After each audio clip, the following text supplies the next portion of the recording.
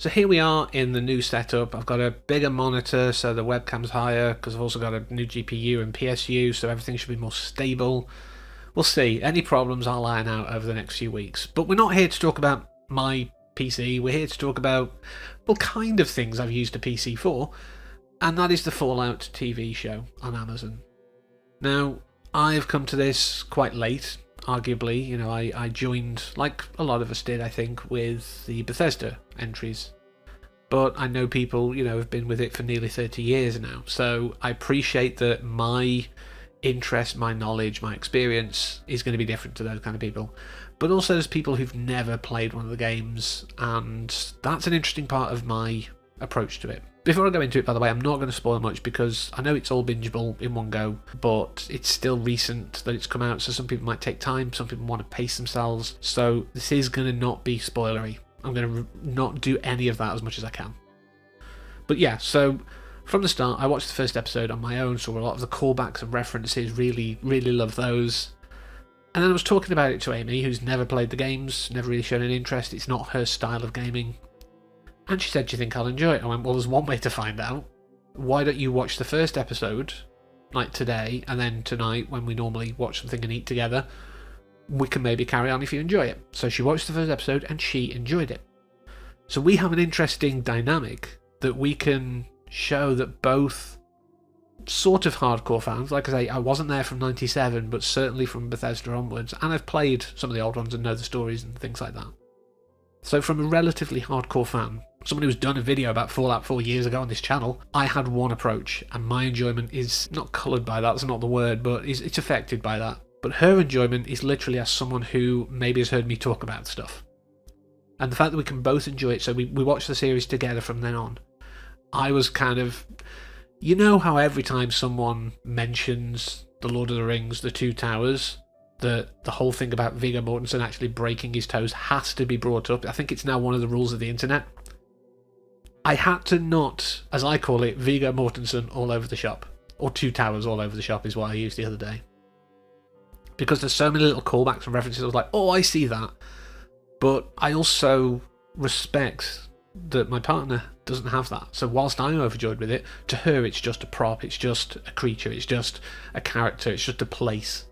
These are all things to her that have no prior grounding. So I was quite good. I did explain a few things, like what the Enclave were, to give her some backstory, because it's touched upon, I think, in 2 episodes, it's mentioned, but that's it. And if you don't have that previous knowledge, you don't understand why it's important that they've mentioned the Enclave at all. They could have said from the Institute, they could have said from the Commonwealth, they could have said from anywhere. They chose the Enclave for a reason.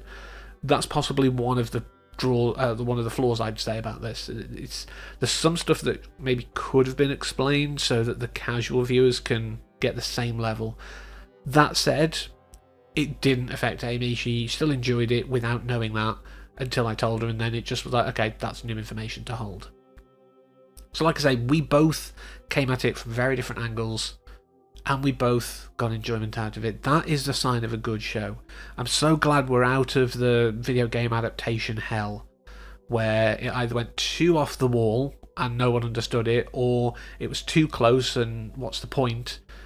And then, you know, the Saturday morning cartoons are their own thing because adults aren't really going to watch them because it's for kids. So us now moving to the point that we've had Sonic, we've had Mario, we've had all these things that have come out to go, okay, we can do this now. We now understand that gamers want something familiar but different. They need to strike the balance. We get it.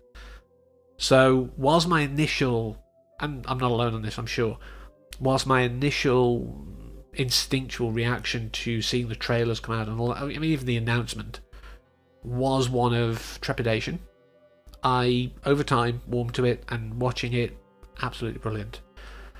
So yeah, for a newbie, for a hardcore fan, it's got the same level of enjoyment. You can get a lot out of this, whatever your experience of this world is. But I will end on, I think, one of the core, or a couple of the core parts of making this work. Well, technically it's 3 parts, okay?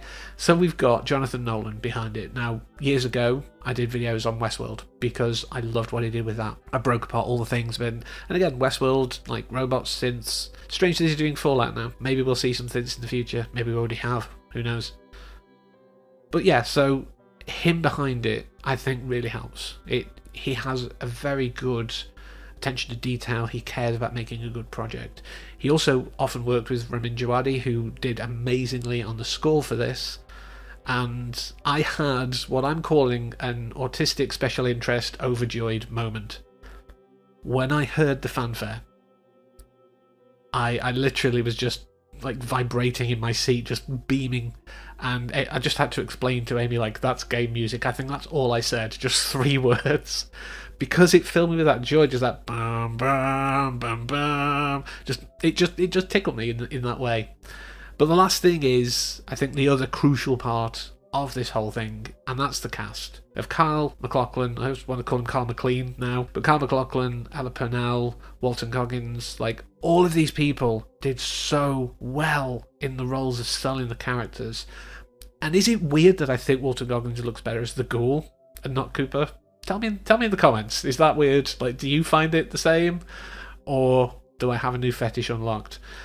I did say I'd done something quite light, so I think we don't get sillier than that. So before I say anything else incriminating, yeah, hopefully videos will be fine from moving forward. Like I say, we'll tweak it. But until next time, thank you for letting me talk about something I absolutely love, and take care.